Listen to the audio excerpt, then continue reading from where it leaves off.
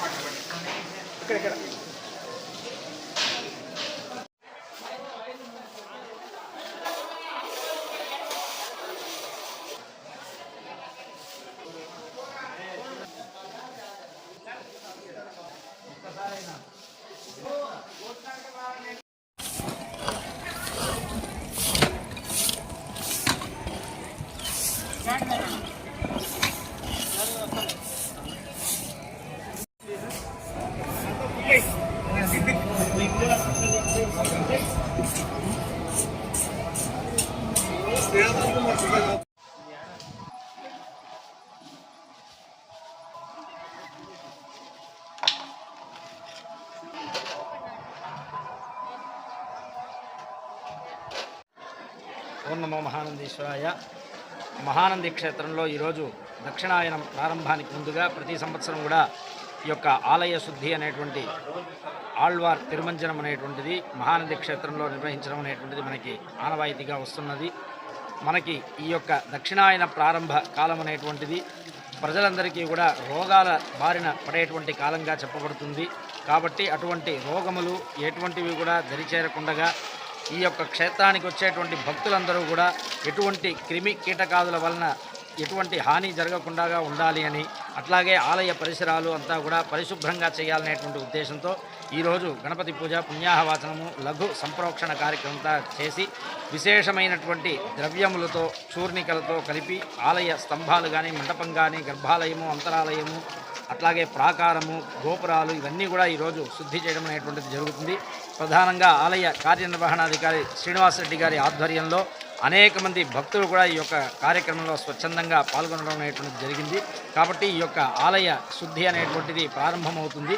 అట్లాగే మనకి 17వ తారీఖు తొలి ఏకాదశి పర్వదినం కూడా ఈ యొక్క మహానంది క్షేత్రంలో అత్యంత వైభవంగా నిర్వహించడం జరుగుతుంది.